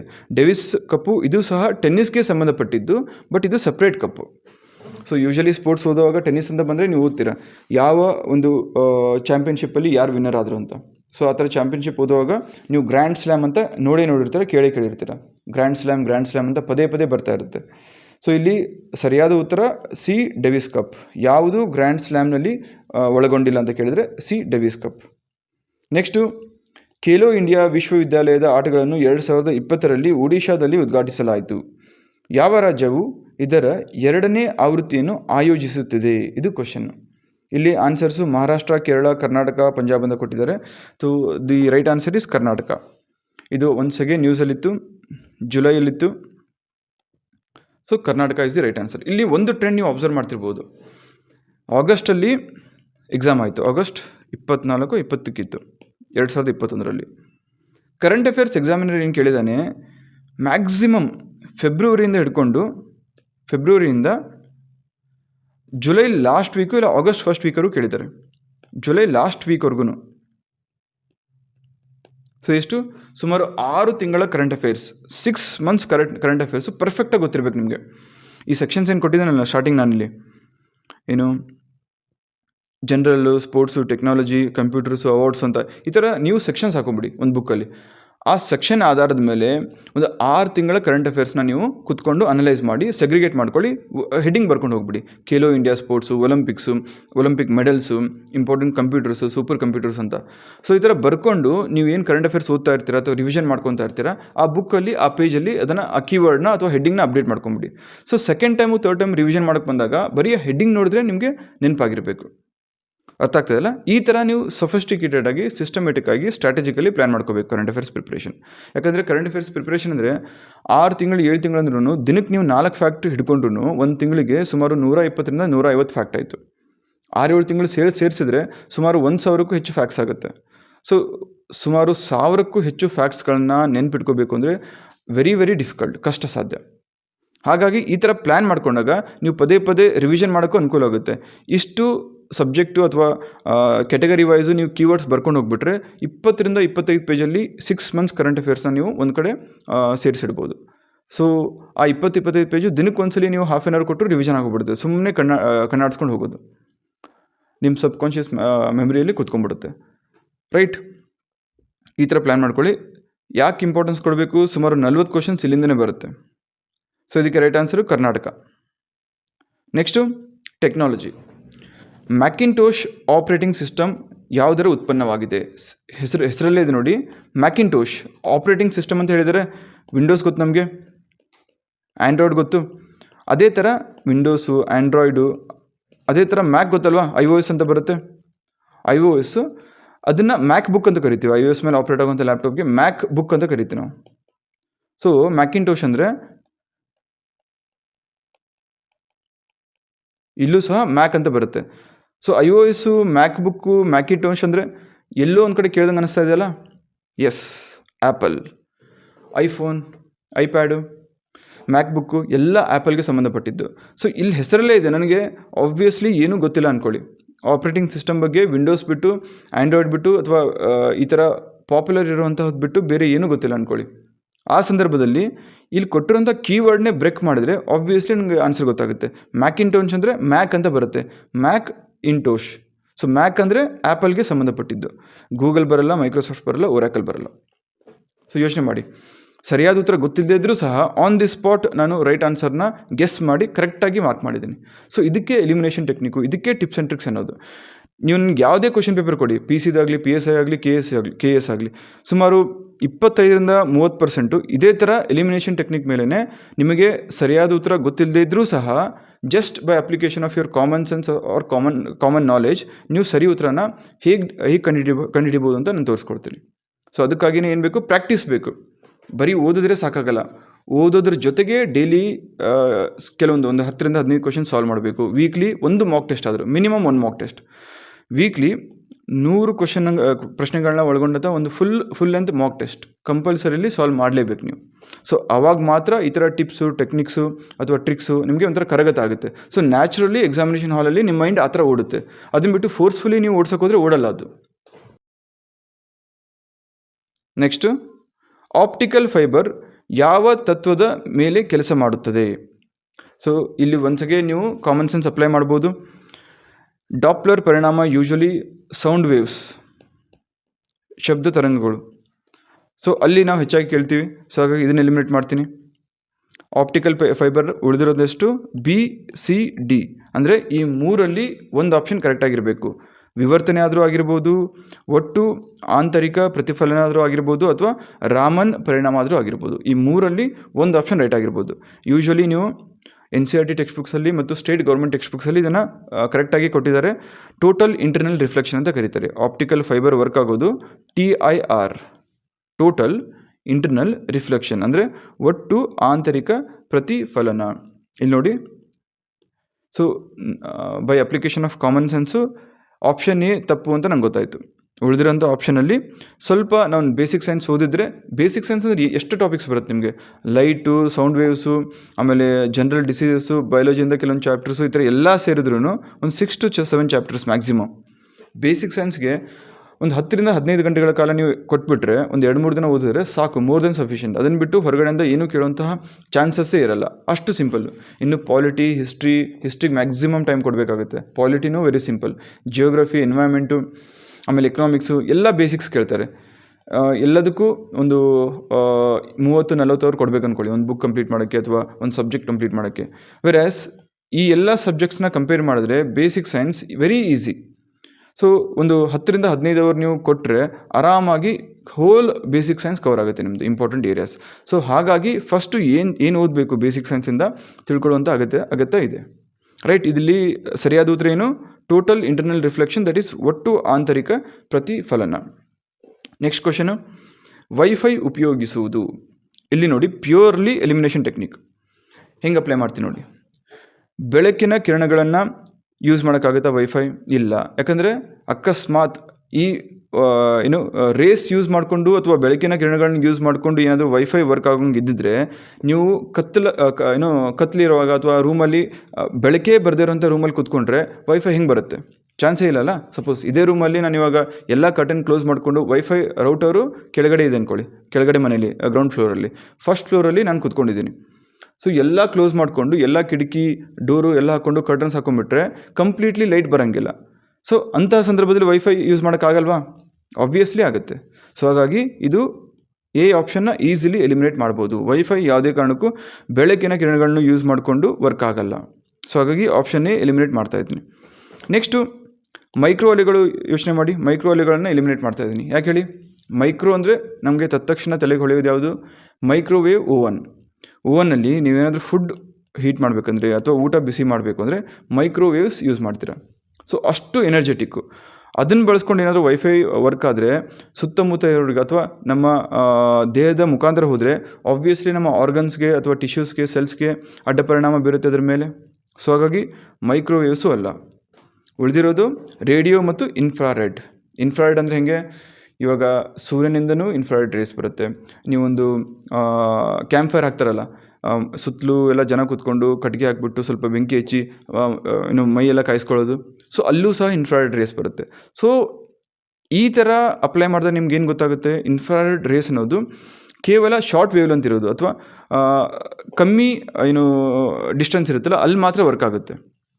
ಸೊ ಹಾಗಾಗಿ ಇನ್ಫ್ರಾರೆಡ್ ರೇಸ್ ಇರೋಕ್ಕೆ ಚಾನ್ಸೇ ಇಲ್ಲ. ಉಳಿದಿರೋ ಆಪ್ಷನ್ ಏನು, ರೇಡಿಯೋ ಅಲೆಗಳು. ಗೊತ್ತಾಯ್ತಲ್ಲ, ವೈಫೈ ಆಪ್ರೇಟ್ ಆಗೋದು ರೇಡಿಯೋ ಅಲೆಗಳ ಆಧಾರದ ಮೇಲೆ, ರೈಟ್. ಸೊ ಒನ್ಸ್ ಅಗೇನ್ ನಿಮ್ಗೆ ಗೊತ್ತಾಯಿತು, ವೈಫೈ ಅಂದರೆ ರೇಡಿಯೋ ವೇವ್ಸ್. ಇಲ್ಲಿ common sense and application of your knowledge, basic common sense, elimination technique. Next, processor ಚಿಪ್ನ ವೇಗವನ್ನು ಯಾವುದರಿಂದ ಅಳೆಯಲಾಗುತ್ತದೆ? ನಿಮ್ಮ ಆಪ್ಷನ್ಸು ಬೈಟ್ಸ್ ಇದೆ, ಮೆಗಾಬೈಟ್ಸ್ ಇದೆ, ಬಿಟ್ಸ್ ಇದೆ ಮತ್ತು ಮೆಗಾಹರ್ಟ್ಸ್ ಇದೆ. ಜಸ್ಟ್ ಅಬ್ಸರ್ವ್ ಮಾಡಿ, ಈ ಬೈಟ್ಸು, ಮೆಗಾಬೈಟ್ಸು, ಬಿಟ್ಸು ಎಲ್ಲ ಒಂದೇ ಅಲ್ವಾ? ಬಿಟ್ಸು, ಬೈಟ್ಸು ಅಥವಾ ಮೆಗಾಬೈಟ್ಸು, ಇದ್ರ ಜೊತೆ ಗಿಗಾಬೈಟ್ಸು ಬರುತ್ತೆ. ಎಲ್ಲ ಒಂದೇ ಗುಂಪಿಗೆ ಸೇರಿದ್ದು. ಇಲ್ಲಿ ಆಡ್ ಒನ್ ಔಟ್, ಎಲ್ಲದಕ್ಕಿಂತ ಡಿಫ್ರೆಂಟ್ ಆಗಿರುವಂಥದ್ದು ಯಾವುದು? ಹರ್ಟ್ಸ್ ಬೇರೆ. ಸೊ ಆಬ್ವಿಯಸ್ಲಿ ಈ ಮೂರನ್ನು ಎಲಿಮಿನೇಟ್ ಮಾಡ್ಬೋದು ನಾವು. ಯಾಕಂದರೆ ಪ್ರೊಸೆಸರ್ ಚಿಪ್ನ ವೇಗವನ್ನು ನಾವು ಅಳೆಯಲು ಯೂಸ್ ಮಾಡುವಂತಹ ಮೆಟ್ರಿಕ್ ಯಾವುದು ಅಂದರೆ ಮೆಗಾಹರ್ಟ್ಸ್. ಸೊ ಇಲ್ಲಿ ನಾನು ಏನು ಮಾಡಿದೆ, ಬಿಟ್ಸು, ಬೈಟ್ಸು, MB, GB ಅಂದರೆ ಏನು ಅಂತ ನಂಗೆ ಗೊತ್ತು. ಸೊ ಅದನ್ನು ಇಲ್ಲಿ ಅಪ್ಲೈ ಮಾಡಿದಾಗ ಆಬ್ವಿಯಸ್ಲಿ ಈ ಮೂರು ABD ಒಂದೇ ಗುಂಪಿಗೆ ಸೇರಿದವು ಅಂತ ಗೊತ್ತಾಗುತ್ತೆ. ಸೊ ಅಲ್ಲಿ ಎಲಿಮಿನೇಟ್ ಮಾಡಿ ನಾನು ಮೆಗಾಹರ್ಟ್ಸ್ ಅಂತ ನಾನು ರೈಟ್ ಆನ್ಸರ್ನ ಚೂಸ್ ಮಾಡಿದೆ. ಎಕ್ಸಾಕ್ಟ್ ನಾಲೆಜ್ ಇಲ್ಲಾಂದರೂ ಸಹ ಈ ಥರ ಕಾಮನ್ ಸೆನ್ಸ್ ಅಪ್ಲೈ ಮಾಡಿದೆ, ರೈಟ್. ನೆಕ್ಸ್ಟು ಟೆಕ್ನಾಲಜಿ ಮೇಲೆ ಎಷ್ಟಾಯಿತು. ಅವಾರ್ಡ್ಸ್ ಮೇಲೆ ಏನೇನು ಕೇಳಿದರು? ಕೆಳಗಿನವುಗಳಲ್ಲಿ ಯಾವ ಕ್ಷೇತ್ರದಲ್ಲಿನ ಅತ್ಯುತ್ತಮ ಕೊಡುಗೆಗಾಗಿ ಶಾಂತಿ ಸ್ವರೂಪ್ ಭಟ್ನಾಗರ್ ಬಹುಮಾನ ಅಥವಾ ಪ್ರಶಸ್ತಿಯನ್ನು ಕೊಡಲಾಗುತ್ತದೆ? ಸಾಹಿತ್ಯ, ವಿಜ್ಞಾನ, ಕಲೆ ಪ್ರದರ್ಶನ ಮತ್ತು ಸಾಮಾಜಿಕ ಸೇವೆ. ಇಲ್ಲಿ ರೈಟ್ ಆಪ್ಷನ್ನು ವಿಜ್ಞಾನ. ಯಾಕಂದರೆ ಜುಲೈಯಲ್ಲಿ ಒನ್ಸ್ ಅಗೇನ್ ಸಿಕ್ಕಾಪಟ್ಟೆ ನ್ಯೂಸಲ್ಲಿತ್ತು, ಶಾಂತಿ ಸ್ವರೂಪ್ ಭಟ್ನಾಗರ್ ಅವರಿದ್ದರು, ಅವ್ರ ಸಂಬಂಧಿತ ಆರ್ಟಿಕಲ್ಸು ಕೆಲವೊಂದು ಕಾಂಟ್ರವರ್ಸೀಸ್ ಆಗಿತ್ತು, ಅದು ನ್ಯೂಸಲ್ಲಿತ್ತು. ಸೊ ಹಾಗಾಗಿ ಡೈರೆಕ್ಟ್ಲಿ ವಿಜ್ಞಾನ ಅಂತ ನಾವು ಚೂಸ್ ಮಾಡ್ಬೋದು. ನೆಕ್ಸ್ಟು ಪರ್ಸನ್ಸ್ ಇನ್ ನ್ಯೂಸ್, ಪ್ರಮುಖ ವ್ಯಕ್ತಿಗಳು ಯಾರ ನ್ಯೂಸಲ್ಲಿದ್ದರು? Sundar Pichai, very popular, directly Google ಅಂತ ನಾವು ಮಾರ್ಕ್ ಮಾಡ್ಬೋದು. ಇಲ್ಲಿ ಕಾಮನ್ ಸೆನ್ಸು ಅವಶ್ಯಕತೆ ಇಲ್ಲ, ಏನೂ ಅವಶ್ಯಕತೆ ಇಲ್ಲ. ನ್ಯೂಸ್ ಪೇಪರು ಅಥವಾ TV ನೀವು ರೆಗ್ಯುಲರಾಗಿ ನೋಡ್ತಾ ಇದ್ದರೆ ಸುಂದರ್ ಪಿಚಾಯಿ ಅಂತ ಗೊತ್ತಾಗುತ್ತೆ, ಭಾರತೀಯ ಮೂಲದವರು. ನೆಕ್ಸ್ಟು RK ಲಕ್ಷ್ಮಣ್ ಸಹ ಗೊತ್ತಿರುತ್ತೆ ಎಲ್ರಿಗೂ, ಒಬ್ಬ ಒಳ್ಳೆ ಕಾರ್ಟೂನಿಸ್ಟ್, ವ್ಯಂಗ್ಯ ಚಿತ್ರಕಾರರು, ನರ್ತಕರಲ್ಲ, ಸಂಗೀತಗಾರರಲ್ಲ ಮತ್ತು ಫೋಟೋಗ್ರಾಫರಲ್ಲ. ಯಾಕಂದರೆ ಸುದ್ದಿಯಲ್ಲಿದ್ದರು. ಅವರ 100ನೇ ವರ್ಷದ ಹುಟ್ಟುಹಬ್ಬದ ವಾರ್ಷಿಕೋತ್ಸವ ಸೆಲೆಬ್ರೇಟ್ ಮಾಡ್ತಾಯಿದ್ರು, ಅಂದರೆ ಸರ್ಕಾರದ ವತಿಯಿಂದ. ನೆಕ್ಸ್ಟು ಇಲ್ಲಿ ನೋಡಿ, ಯಾರು ಸಹಕಾರ ಅಥವಾ ಕೋಆಪರೇಷನ್ ಕೇಂದ್ರ ಕ್ಯಾಬಿನೆಟ್ ಮಂತ್ರಿ ಆಗಿದ್ದರು 2021ರಲ್ಲಿ? ನಿಮ್ಮ ಆಪ್ಷನ್ಸು ಅಮಿತ್ ಶಾ, ಪ್ರಹ್ಲಾದ್ ಜೋಶಿ, ಶೋಭಾ ಕರಂದ್ಲಾಜೆ, ಅನುರಾಗ್ ಠಾಕೂರ್. ಇಲ್ಲಿ ನಾನು ಅಪ್ಲೈ ಮಾಡ್ತೀನಿ. ಇಲ್ಲಿ Shobha Karandlaje minister of state, ಅವರು ಯೂನಿಯನ್ ಕ್ಯಾಬಿನೆಟ್ ಮಿನಿಸ್ಟರ್ ಅಲ್ಲ, ಬಟ್ ಬದಲಾಗಿ ಮಿನಿಸ್ಟರ್ ಆಫ್ ಸ್ಟೇಟ್ ಆಗಿದ್ದಾರೆ. ಸೊ ಅವ್ರನ್ನ ಎಲಿಮಿನೇಟ್ ಮಾಡ್ತಾಯಿದ್ದೀನಿ. Prahlad Joshi minister of parliamentary affairs. ಯಾಕಂದರೆ ಇಬ್ಬರೂ ಕರ್ನಾಟಕದವರು. ಕರ್ನಾಟಕದಿಂದ ಕೇಂದ್ರದಲ್ಲಿ ಯಾರ್ಯಾರು ಮಂತ್ರಿ ಆಗಿದ್ದಾರೆ ಅವ್ರ ಬಗ್ಗೆ ಬೇಸಿಕ್ ನಾಲೆಜ್ ಇದ್ದೇ ಇರುತ್ತೆ ನಿಮಗೆ, ರೈಟ್. ನಿಮಗೆ ಕೋಆಪರೇಷನ್ ಮಿನಿಸ್ಟರ್ ಯಾರು ಅಂತ ಗೊತ್ತಿಲ್ಲದೇ ಇದ್ದರೂ ಸಹ ಇಲ್ಲಿ ಎಲಿಮಿನೇಷನ್ ಟೆಕ್ನಿಕ್ ಆಧಾರದ ಮೇಲೆ ಕರ್ನಾಟಕದ ಮೂಲದವರು ಯಾರ್ಯಾರು? ಪ್ರಹ್ಲಾದ್ ಜೋಶಿ ಮತ್ತು ಶೋಭಾ ಕರಂದ್ಲಾಜೆ, ಇವರನ್ನು ಈಸಿಲಿ ಎಲಿಮಿನೇಟ್ ಮಾಡ್ಬೋದು. ಸೊ ಇವರನ್ನು ಎಲಿಮಿನೇಟ್ ಮಾಡಿದ್ರೆ ನಿಮಗೆ ಉಳಿಯುವಂಥ ಆಪ್ಷನ್ A ಮತ್ತು ಆಪ್ಷನ್ D. ಇಲ್ಲಿ ಸ್ವಲ್ಪ ಲಕ್ ಮ್ಯಾಟ್ರ್ ಆಗುತ್ತೆ. ಅಕಸ್ಮಾತ್ ನಿಮಗೆ ಎಕ್ಸಾಕ್ಟಾಗಿ ಗೊತ್ತಿದ್ದರೆ ನೀವು ಅಮಿತ್ ಶಾ ಅಂತ ಚೂಸ್ ಮಾಡ್ಬೋದು. ಇಲ್ಲ ಎರಡಲ್ಲಿ ಒಂದು ಚೂಸ್ ಮಾಡಿದ್ರೂ probability of getting this answer right is 50%. So 50-50 KBCಯಲ್ಲಿ ಆಡ್ತಾರಲ್ಲ, 50-50 elimination, ಎರಡು ಆಪ್ಷನ್ಸ್ನ ಎಲಿಮಿನೇಟ್ ಮಾಡಿ ಅಂತ. ಸೊ ಆ ಥರ ಇಲ್ಲಿ ಸಿಚುವೇಶನ್ ನಿಮಗೆ ಬಂದು ಒದಗುತ್ತೆ. ಬಟ್ ಒನ್ಸ್ ಅಗೇನ್ ನೀವು ಪದೇ ಪದೇ ರೆಗ್ಯುಲರ್ಲಿ ನ್ಯೂಸ್ ಪೇಪರ್ ಓದ್ತಾ ಇದ್ದರೆ Anurag Thakur minister of youth affairs ಅಂತ ಗೊತ್ತಾಗುತ್ತೆ. ಸೊ ಹಾಗಾಗಿ ಅದನ್ನು ಸಹ ಎಲಿಮಿನೇಟ್ ಮಾಡ್ಬೋದು. ಬಟ್ ಈಸಿಲಿ ಆಪ್ಷನ್ B ಮತ್ತು C ನೀವು ರೈಟ್ ಅವೇ ಎಲಿಮಿನೇಟ್ ಮಾಡ್ಬೋದು. So the right answer is option A, Amit Shah. Next persons in news, ಒಬ್ಬರ ಬಗ್ಗೆನೇ ಕೇಳಿದರು. ಅದಾದಮೇಲೆ ಪ್ಲೇಸಸ್ ಇನ್ ನ್ಯೂಸ್. ನಕ್ಸಲೀಯರು ಮತ್ತು ನಕ್ಸಲಿಸಮ್ ಎಂಬ ಪದಗಳನ್ನು 1967ರಲ್ಲಿ ದಂಗೆಗಳು ನಡೆದ ನಕ್ಸಲ್ಬಾರಿ ಎಂಬ ಹಳ್ಳಿಯ ಹೆಸರಿನಿಂದ ಪಡೆಯಲಾಗಿದೆ. ನಕ್ಸಲ್ಬಾರಿ ಈ ಹಳ್ಳಿಯು ಯಾವ ರಾಜ್ಯದಲ್ಲಿದೆ? ಒನ್ಸ್ ಅಗೇನ್ ಜುಲೈಯಲ್ಲಿ ಸಿಕ್ಕಾಪಟ್ಟೆ ಸುದ್ದಿಯಲ್ಲಿತ್ತು. ಯಾಕಂದರೆ ಈ ಹಳ್ಳಿಯವರು ನಮ್ಮ ಹಳ್ಳಿಯ ಹೆಸರನ್ನ ಚೇಂಜ್ ಮಾಡಿ, ಇದರಿಂದ ನಮ್ಮ ಇಡೀ ಹಳ್ಳಿಗೆ ಕೆಟ್ಟ ಹೆಸರು ಬರ್ತಾ ಇದೆ, ಅಥವಾ ನಮಗೆ ಒಂಥರ ಇನ್ಸಲ್ಟಿಂಗ್ ವೇಯಲ್ಲಿ ನೋಡ್ತಾ ಇದ್ದೀರಿ ಅಂತ ಪ್ರೊಟೆಸ್ಟ್ ಮಾಡಿದರು. ಸೊ ಹಾಗಾಗಿ ನ್ಯೂಸ್ ಪೇಪರಲ್ಲಿ ಕಂಟಿನ್ಯೂಸ್ಲಿ ಒಂದು 2-3 ದಿನ ಇದು ಕವರೇಜ್ ಆಗಿತ್ತು, ಜೊತೆಗೆ ಟಿ ವಿಯಲ್ಲೂ ಬಂದಿತ್ತು. ಸೊ ಇದು ರೈಟ್ ಆನ್ಸರು ಪಶ್ಚಿಮ ಬಂಗಾಳ. ವೆಸ್ಟ್ ಬೆಂಗಾಲಲ್ಲಿ ನಕ್ಸಲ್ ಬಾರಿ ಎಂಬ ಒಂದು ಹಳ್ಳಿ ಇದೆ. ಸೊ ಆ ಹಳ್ಳಿ ಎಲ್ಲಿ ಬರುತ್ತೆ ಅಂದರೆ ವೆಸ್ಟ್ ಬೆಂಗಾಲು. ಇದನ್ನು ನಕ್ಸಲೀಯರು ಮತ್ತು ನಕ್ಸಲಿಸಮ್ ಎಂಬ ಪದಗಳನ್ನು 1967ರಲ್ಲಿ ದಂಗೆಗಳು ನಡೆದ ನಕ್ಸಲ್ ಬಾರಿ ಎಂಬ ಹಳ್ಳಿಯ ಹೆಸರಿನಿಂದ ಪಡೆಯಲಾಗಿದೆ ಅಂತ ಹೇಳ್ತಾರೆ. ಸೊ ನಕ್ಸಲ್ ಬಾರಿ ಎಂಬುದು ಒಂದು ಹಳ್ಳಿ, ಅದು ಎಲ್ಲಿ ಬರುತ್ತೆ ಅಂದರೆ Paschim Bangal. Next state G K related 3 questions ಇತ್ತು. ಮೊದಲನೇದಾಗಿ ಕರ್ನಾಟಕದ ರಾಜ್ಯ ಲಾಂಛನದಲ್ಲಿರುವ ಪಕ್ಷಿ ಯಾವುದು ಅಂತ ಕೇಳ್ತಾರೆ. ಇದಕ್ಕೆ ಸರಿಯಾದ ಉತ್ತರ ಗಂಡ ಬೇರುಂಡ. ನೀವು ಲಾಂಛನ ಆಬ್ವಿಯಸ್ಲಿ ಓದಿರ್ತೀರ. Karnataka state related G K ಅಂತ ಬಂದಾಗ ಬೇಸಿಕ್ಕಾಗಿ ಲಾಂಛನದ ಬಗ್ಗೆ ಗೊತ್ತಿರುತ್ತೆ, ರಾಜ್ಯ ಪಕ್ಷಿ ಬಗ್ಗೆ ಗೊತ್ತಿರುತ್ತೆ. ಸೊ ಆ ಸಂದರ್ಭದಲ್ಲಿ ಲಾಂಛನದಲ್ಲಿ ಇರುವಂಥ ಪಕ್ಷಿ ಯಾವುದು ಅಂತ ಕೇಳಿದರೆ ಗಂಡ ಬೇರುಂಡ ಅಂತ ನಿಮ್ಗೆ ಗೊತ್ತಿರುತ್ತೆ. ಇಲ್ಲ ಅಂದರೂ ಸಹ ಔಟ್ ಆಫ್ ಕ್ಯೂರಿಯಾಸಿಟಿ ನೀವು ಸ್ಟೇಟ್ ಎಂಬ್ಲೆಮ್ ನೋಡಿದಾಗ ಇದರಲ್ಲಿ ಇರುವಂಥ ಪಕ್ಷಿ ಯಾವುದು ಅಂತ ನೀವೇ ಕ್ಯೂರಿಯಸ್ ಆಗಿ ಸರ್ಚ್ ಮಾಡಿರ್ತೀರ. ಸೊ ಹಾಗಾಗಿನೇ ಹೇಳೋದು, ಒಂದು ಎಕ್ಸಾಮ್ ಅಂದರೆ ಎಲ್ಲ ಪ್ರಶ್ನೆಗಳಲ್ಲೂ ನೀವು ಓದಿರೋಂಥ ನಾಲೆಜೇ ಅಪ್ಲೈ ಆಗಬೇಕಂತೇನಿಲ್ಲ. ಕೆಲವೊಂದು ಸಲ ನೀವು ಬೆಳ್ಕೊಂಬಂದಿರ್ತೀರಲ್ಲ, ಅಥವಾ ನೀವು 1ರಿಂದ 10ನೇ ಕ್ಲಾಸು 12ನೇ ಕ್ಲಾಸು ಏನೆಲ್ಲ ಓದ್ಕೊಂಬಂದಿರ್ತೀರ, ಆ ಸಂದರ್ಭದಲ್ಲಿ ಎಲ್ಲೋ ಒಂದು ಕಡೆ ಒಂದು ಇನ್ಫಾರ್ಮೇಷನ್ ನಿಮಗೆ ಔಟ್ ಆಫ್ ಕ್ಯೂರಿಯಾಸಿಟಿ ಯಾರ ಹತ್ರನೋ ಕೇಳಿ ಅಥವಾ ಹೇಳಿ ತಿಳ್ಕೊಂಡಿರ್ತೀರ. ಸೊ ಅದನ್ನೂ ಸಹ ಇಲ್ಲಿ ನೀವು ಅಪ್ಲೈ ಮಾಡ್ಬೋದು. ಸೊ ಗಂಡ ಬೇರುಂಡ ಪಕ್ಷಿ ನಮ್ಮ ಕರ್ನಾಟಕದ ರಾಜ್ಯ ಲಾಂಛನದಲ್ಲಿ ಇರುವಂಥ ಪಕ್ಷಿ. ನೆಕ್ಸ್ಟು ಅಂಬಾರಿ ಸ್ವಪ್ನ ಶ್ರೇಣಿಯು ಏನನ್ನು ಸೂಚಿಸುವುದು? ಜುಲೈಯಲ್ಲಿ ಲಾಂಚ್ ಮಾಡಿದ್ರು. ಇದು KSRTC ಸಮೃದ್ಧ ಬಸ್ ಸೇವೆ. ಅಂಬಾರಿ ಅಂದ ತಕ್ಷಣ ಒಂದು ವೆಹಿಕಲ್ ರಿಲೇಟೆಡ್ ಅಥವಾ ಒಂದು ಕಡೆಯಿಂದ ಇನ್ನೊಂದು ಕಡೆಗೆ ಮನುಷ್ಯರನ್ನು ಸಾಗಿಸುವಂಥ ಒಂದು ವಾಹನ ಅಂತ ಹೇಳ್ಬೋದು. ಸೊ ಯೂಶ್ವಲಿ ಎಲ್ಲರೂ ಗೊತ್ತಿರುತ್ತೆ ಇದು, ಯಾಕಂದರೆ ಲಾಂಚ್ ಮಾಡಿದಾಗ ದೊಡ್ಡ ನ್ಯೂಸೇ ಮಾಡಿದರು. ಸ್ವತಃ CM ಅವರೇ ಇದನ್ನು ಲಾಂಚ್ ಮಾಡಿದರು. ಸೊ ಹಾಗಾಗಿ ಇದರಲ್ಲಿ ಜಾಸ್ತಿ ತಲೆ ಕೆಡಿಸ್ಕೊಳ್ಳೋಂಥದ್ದು ಏನೂ ಇಲ್ಲ, ಸಿಂಪಲ್ ಕರೆಂಟ್ ಅಫೇರು. ಸೊ ಅಂಬಾರಿ ಸ್ವಪ್ನ ಶ್ರೇಣಿ ಅಂದರೆ KSRTCಗೆ ಸಂಬಂಧಪಟ್ಟಿದ್ದು. ನೆಕ್ಸ್ಟು, ಈ ಕೆಳಗಿನ ಯಾವ ಜಿಲ್ಲೆಯಲ್ಲಿ ಎರವ ಬುಡಕಟ್ಟು ಜನಾಂಗವು ಅತಿ ಹೆಚ್ಚಾಗಿದೆ? ಸೊ GK ಓದುವಾಗ ಇಂಪಾರ್ಟೆಂಟ್ ಬುಡಕಟ್ಟು ಜನಾಂಗಗಳು ಅಥವಾ ಟ್ರೈಬ್ಸ್ ಬಗ್ಗೆ ಓದಬೇಕಾಗುತ್ತೆ. ಆ ಟ್ರೈಬಲ್ ಪೀಪಲ್ ಅಥವಾ ಆ ಜನಾಂಗ ನಮ್ಮ ರಾಜ್ಯದ ಯಾವ ಜಿಲ್ಲೆಯಲ್ಲಿ ಹೆಚ್ಚಾಗಿ ಕಂಡು ಬರುತ್ತದೆ ಅಂತ ನೀವು ನೋಡ್ಕೋಬೇಕಾಗುತ್ತೆ. GK ಈ ಥರ ಇದಕ್ಕೆ ಸಂಬಂಧಪಟ್ಟಂತೆ ನಿಮಗೆ ನೋಟ್ಸು ಸಿಗುತ್ತೆ, ಮಟೀರಿಯಲ್ಸು ಸಿಗುತ್ತೆ. ಸೊ ಇದಕ್ಕೆ ರೈಟ್ ಆನ್ಸರು ಕೊಡಗು. ಬಾಗಲಕೋಟೆ ಮತ್ತು ಬಳ್ಳಾರಿ ನಾನು ಈಸಿಲಿ ಎಲಿಮಿನೇಟ್ ಮಾಡ್ಬೋದು, ಯಾಕಂದರೆ ಹೆಚ್ಚಾಗಿ ಈ ಭಾಗಗಳಲ್ಲಿ ಈ ಎರವ ಅನ್ನೋ ಬುಡಕಟ್ಟು ಜನಾಂಗ ಎಲ್ಲೂ ನೀವು ಕೇಳಿರಲ್ಲ. ಸೊ ಇದ್ರೆ ಕಾರವಾರ ಇರಬೇಕು, ಇಲ್ಲ ಕೊಡಗು ಇರಬೇಕು. But the right answer is Kodagu. Next, ಕರ್ನಾಟಕದ ಮೊದಲ ಉಕ್ಕಿನ ಕಾರ್ಖಾನೆಯನ್ನು ಎಲ್ಲಿ ಸ್ಥಾಪಿಸಲಾಯಿತು? ಕರ್ನಾಟಕದ ಮೊದಲ ಉಕ್ಕಿನ ಕಾರ್ಖಾನೆಯನ್ನು ಎಲ್ಲಿ ಸ್ಥಾಪಿಸಲಾಯಿತು? Right answer Bhadravati. ಇದು ಬೇಸಿಕ್ GK. ಇದಾದಮೇಲೆ ಈ ಕೆಳಗಿನವುಗಳಲ್ಲಿ ಯಾವ ಸ್ಥಳದಲ್ಲಿ ಕರ್ನಾಟಕದ ಹೈಕೋರ್ಟ್ನ ಶಾಖೆ ಇದೆ? Right answer Dharwad. High court, supreme court ಈ ಥರ ಬಂದಾಗ ಆಬ್ವಿಯಸ್ಲಿ ನೀವು ನೋಡ್ಕೊಂಡಿರ್ತೀರ. ಸೊ ಅದು ಕರ್ನಾಟಕದಲ್ಲಿ ಹೈಕೋರ್ಟ್ನ ಶಾಖೆ ಅಂತ ಬಂದಾಗ ಆಬ್ವಿಯಸ್ಲಿ ನಿಮಗೆ ಗಮನದಲ್ಲಿರುತ್ತೆ. So the right answer is Dharwad. Next, state agriculture related ಕೆಲವೊಂದು ಪ್ರಶ್ನೆಗಳು ಬಂದಿದ್ದು. ಮಲ್ಪೆ ಯಾವುದಕ್ಕೆ ಹೆಸರುವಾಸಿಯಾಗಿದೆ? ಮಲ್ಪೆ ಬೀಚ್ ಅಂತ ನೆನಪಿರುತ್ತೆ. ಆಬ್ವಿಯಸ್ಲಿ ಬೀಚ್ ಅಂತ ಬಂದಾಗ ಅಲ್ಲಿ ಬಂದರು ಇದ್ದೇ ಇರುತ್ತೆ. ಸೊ ರೈಟ್ ಆನ್ಸರ್ ಈಸ್ ಬಂದರು, ಮೀನುಗಾರಿಕೆ ಬಂದರು ಅಂತ ಸ್ಟೇಟ್ ಅವೇ ನೀವು ಸೆಲೆಕ್ಟ್ ಮಾಡ್ಬೋದು. ಕಾಫಿ ಕೃಷಿ ಆಗಿರಲ್ಲ, ಅಡಿಕೆ ಕೃಷಿ ಆಗಿರಲ್ಲ, ಕಬ್ಬಿಣ ಮತ್ತು ಉಕ್ಕಿನ ಕೈಗಾರಿಕೆ ಆಗಿರಲ್ಲ. ಸೊ ಆಬ್ವಿಯಸ್ಲಿ ಆಪ್ಷನ್ ಎ ಅಂತ ರೈಟ್ ಅವೇ ನೀವು ಮಲ್ಪೆ ಅಂತ ಹೆಸರು ಕೇಳ್ತಾ ಇದ್ದಂಗೆ ನಿಮ್ಮ ಕಾಮನ್ ಸೆನ್ಸ್ ಅಪ್ಲೈ ಮಾಡಿದ್ರೆ ನಿಮ್ಗೆ ಗೊತ್ತಾಗುತ್ತೆ. ನಂತರ, ಭಾರತದಲ್ಲಿ ಸೆಣಬು ಕೃಷಿಯು ಈ ಕೆಳಗಿನ ಯಾವ ನದಿಗಳ ಡೆಲ್ಟಾ ಪ್ರದೇಶದಲ್ಲಿ ಕೇಂದ್ರೀಕೃತವಾಗಿದೆ?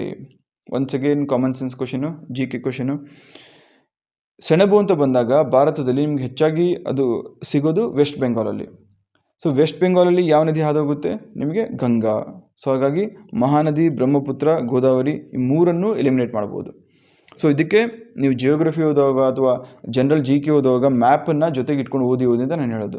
ಮ್ಯಾಪ್ ಜೊತೆಗೆ ಇಟ್ಕೊಂಡು ಓದಿದಾಗ ಯಾವ ರೀಜನಲ್ಲಿ ಅಥವಾ ಯಾವ ರಾಜ್ಯದಲ್ಲಿ ಯಾವ ಕೃಷಿ ಇದೆ, ಆ ಕೃಷಿ ಯಾವ ನದಿಯ ಸುತ್ತಮುತ್ತ ಇರುತ್ತೆ, ಆ ನದಿ ಯಾವ ಪರ್ವತ ಶ್ರೇಣಿ ಆಗಿರ್ಬೋದು ಅಥವಾ ಯಾವ ಫಾರೆಸ್ಟ್ ಆಗಿರ್ಬೋದು ಅಲ್ಲಿ ಹಾಸೋಗುತ್ತೆ, ಈ ಥರ ಚಿಕ್ಕ ಪುಟ್ಟ ಇನ್ಫಾರ್ಮೇಷನ್ ಕೊಟ್ಟಿರ್ತಾರೆ ಸೊ ಮ್ಯಾಪಲ್ಲಿ.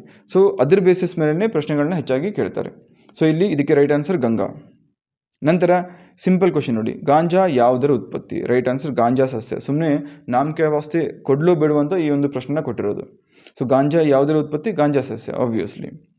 ನೆಕ್ಸ್ಟು, 1948-49ರಲ್ಲಿ ರಚಿಸಲಾದ JVP ಸಮಿತಿ ಈ ಕೆಳಗಿನವುಗಳಲ್ಲಿ ಯಾವುದಕ್ಕೆ ಸಂಬಂಧಿಸಿದೆ?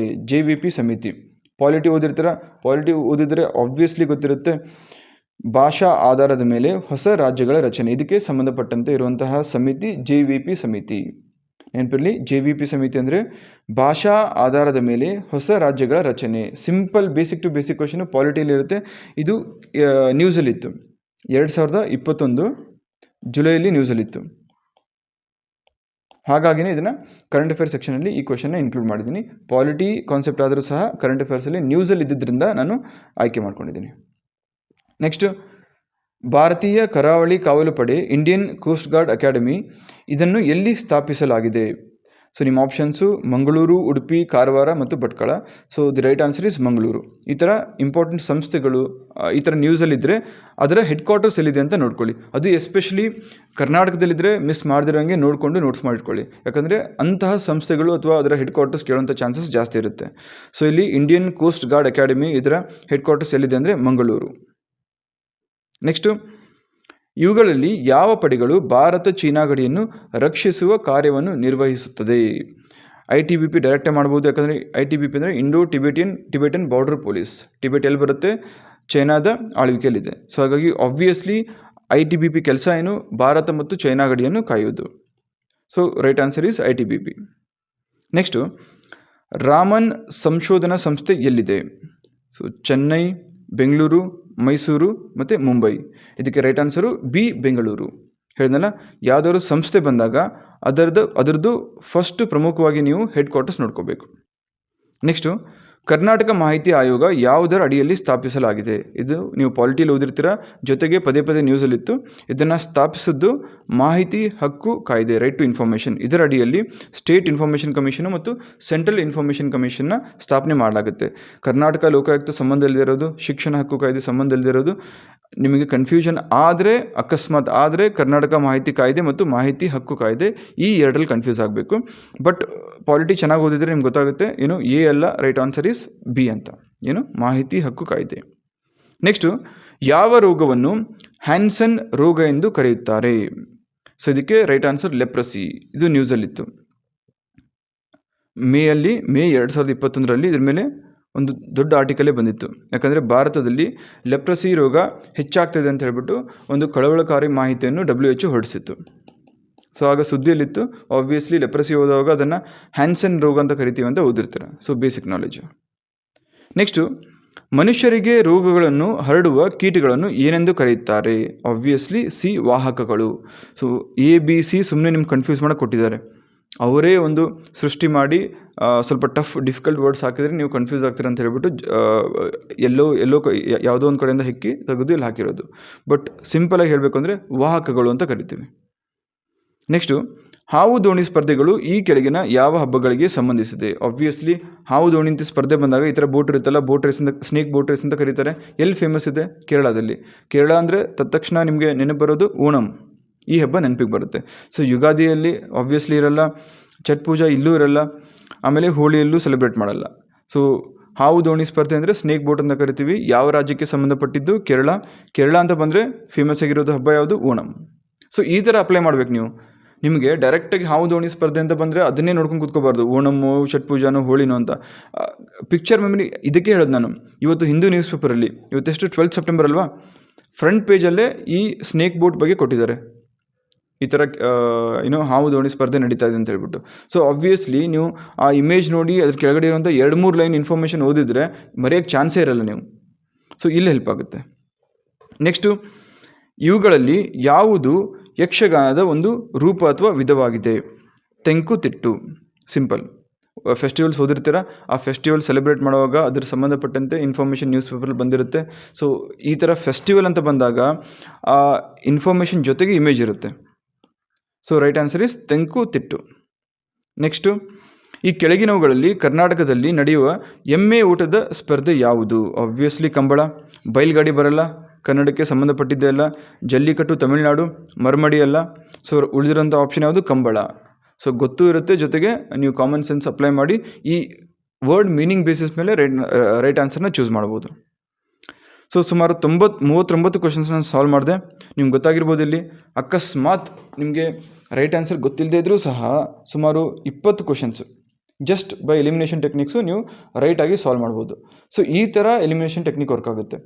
ಸೊ ಓವರಾಲ್ ಹೇಳೋದಾದರೆ ನೀವು ಸಿಂಪಲ್ಲಾಗಿ ಕರೆಂಟ್ ಅಫೇರ್ಸ್ ಓದುವಾಗ ಮೊದಲನೇದಾಗಿ ಮಾಡಬೇಕಾಗಿರೋದು ಎವ್ರಿ ಡೇ ಒಂದು half an hour to 45 minutes, 30ರಿಂದ 45 ನಿಮಿಷ ಕರೆಂಟ್ ಅಫೇರ್ಸ್ ಕೊಡಿ. ಅಷ್ಟು ಕೊಟ್ಟ ಮೇಲೆ ಒಂದು ನೋಟ್ಸ್ ಮಾಡ್ಕೊಳ್ಳಿ, ಒಂದು ಬುಕ್ ಇಟ್ಕೊಳ್ಳಿ. ಆ ಬುಕ್ಕಲ್ಲಿ ಕೆಟಗರೀಸ್ ಮಾಡ್ಕೊಳ್ಳಿ, simple categories: general, sports, technology, awards, persons in news, places in news, state GK, state agriculture ಅಂತ. ಸೊ ಇದು 2ನೇ ಟಾಸ್ಕ್ ಆಗಿರಬೇಕು. ಆ ಥರ ಕೆಟಗರೀಸ್ ಮಾಡಿಕೊಂಡು 3ನೇದು 6 to 7 ಮಂತ್ಸ್. ಈ 6 to 7 ಮಂತ್ಸ್ ಯಾವಾಗ ಡೇಟ್ ಅನೌನ್ಸ್ ಆಗುತ್ತೋ ಅಥವಾ ಯಾವ ಮಂತಲ್ಲಿ ಪೊಲೀಸ್ ಕಾನ್ಸ್ಟೇಬಲ್ ಎಕ್ಸಾಮ್ ಇರುತ್ತೋ ಆ ಮಂತ್ ಬಿಟ್ಟು ಅಥವಾ ಆ ಮಂತಲ್ಲಿರುವಂತಹ ಮೊದಲನೇ ವಾರ ಹಿಡ್ಕೊಂಡು ಹಿಂದಿನ 6ರಿಂದ 7 ತಿಂಗಳು ಮಿನಿಮಮ್ ಇಷ್ಟು ಓದ್ಕೊಂಡ್ರೆ ಸಾಕು, ಮೋರ್ ದೆನ್ ಸಫಿಷಿಯಂಟ್. 6 to 7 ಮಂತ್ಸಲ್ಲಿ ಏನೆಲ್ಲ ಕರೆಂಟ್ ಅಫೇರ್ಸ್ ಬಂದಿರುತ್ತೆ ಅದರಲ್ಲಿ ಈ ಸೆಕ್ಷನ್ನ ಕರೆಕ್ಟಾಗಿ ನೋಡಿಕೊಂಡ್ರೆ ಮೋರ್ ದೆನ್ ಸಫಿಷಿಯಂಟ್. 39-40 ಕ್ವಶನ್ಸಲ್ಲಿ ಆರಾಮಾಗಿ ನೀವು 35 ಕ್ವಶನ್ಸ್ನ ಕರೆಕ್ಟಾಗಿ ಸಾಲ್ವ್ ಮಾಡ್ಬೋದು. ಇಲ್ಲೊಂದು 35 ಮಾಡಿ, ಮೆಂಟಲ್ ಎಬಿಲಿಟಿಲಿ ಒಂದು 25 ಬರುತ್ತೆ ಅಂದ್ಕೊಳ್ಳಿ, 20ರಿಂದ 25, 60 ಮಾರ್ಕ್ಸ್ ಇಲ್ಲೇ ಬಂತು. ಪಾಲಿಟಿಯಿಂದ ಒಂದು 10ರಿಂದ 15 ಬರುತ್ತೆ, 75 ಇಲ್ಲೇ ಬಂತು. ಮಿಕ್ಕಿರೋಂಥ ಸಬ್ಜೆಕ್ಟ್ಸಿಂದ 1-2 ಕ್ವಶನ್ಸ್ ಮಾಡಿದ್ರು ಆರಾಮಾಗಿ ನಿಮ್ಮ ಸ್ಕೋರು 82-85 ಬಂದುಬಿಡುತ್ತೆ. ಸೊ ಈ ಥರ ಸ್ಟ್ರಾಟಜಿಕ್ಕಾಗಿ ಪ್ಲ್ಯಾನ್ ಮಾಡಿಕೊಂಡು ನೀವು ನಿಮ್ಮ ಪ್ರಿಪ್ರೇಷನ್ ಮಾಡಬೇಕು. ಇದು ಬರೀ ಕರೆಂಟ್ ಅಫೇರ್ಸ್ಗೆ ಅಷ್ಟೇ ಅಲ್ಲ, history, geography, polity, economics, schemes ಎಲ್ಲ ಸೆಕ್ಷನ್ಸ್ಗೂ, ಬರೀ PCಗಲ್ಲ, PSIಗೆ, KSಗೆ, IASಗೆ ಯಾವುದಾದ್ರೂ ಎಕ್ಸಾಮ್ ಓದಿ ನೀವು ಪ್ರಮುಖವಾಗಿ ಪ್ರೀವಿಯಸ್ ಇಯರ್ ಕ್ವಶನ್ಸ್ನ ನೀವು ಅನಲೈಸ್ ಮಾಡೋದನ್ನು ಮರಿಬೇಡಿ. ನೆನ್ಪಿಟ್ಕೊಳ್ಳಿ, ಪ್ರೀವಿಯಸ್ ಇಯರ್ ಕ್ವಶನ್ಸ್ ಸಾಲ್ವ್ ಮಾಡೋದಲ್ಲ, ದಯವಿಟ್ಟು ಪ್ರೀವಿಯಸ್ ಇಯರ್ ಕ್ವಶನ್ಸ್ನ ಸಾಲ್ವ್ ಮಾಡೋಕ್ಕೆ ಹೋಗಬೇಡಿ, ಬದಲಾಗಿ ಅನಲೈಸ್ ಮಾಡಿ. ಅನಲೈಸ್ ಮಾಡಿದ್ರೆ ಮಾತ್ರ ನಿಮಗೆ ಒಂದು ಗ್ರಿಪ್ ಸಿಗುತ್ತೆ ಅಥವಾ ಒಂದು ರೋಡ್ ಮ್ಯಾಪ್ ಸಿಗುತ್ತೆ, ಹೇಗೆ ನೆಕ್ಸ್ಟ್ ಎಕ್ಸಾಮಿನರ್ ಪ್ರಶ್ನೆಗಳನ್ನ ಫ್ರೇಮ್ ಮಾಡ್ಬೋದು, ಕೇಳ್ಬೋದು ಅಂತ. ಸೊ ಇಷ್ಟು ಗೊತ್ತಾಗ್ಬಿಟ್ರೆ ನಿಮ್ಮ preparation very good, done and dusted. ಬೇರೆಯವ್ರು ಕಂಪೇರ್ ಮಾಡಿದ್ರೆ 90% ನೀವು ಮುಂದೆ ಇರ್ತೀರ. 10% ಕನ್ಸಿಸ್ಟೆಂಟಾಗಿ ಹಾರ್ಡ್ ವರ್ಕ್ ಮಾಡ್ಕೊಂಡ್ರೆ ಒಂದು ರ್ಯಾಂಕ್ ಅಂದರೆ ಫಿಕ್ಸ್. ಸೊ ಈ ಥರ ನಿಮ್ಮ ಪ್ಲ್ಯಾನಿಂಗ್ ಇರಲಿ. ಐ ಹೋಪ್ ಈ ಸೆಷನ್ ಹೆಲ್ಪ್ ಆಗಿದೆ ಅನ್ಕೋತೀನಿ. Thank you so much and all the very best. Good luck.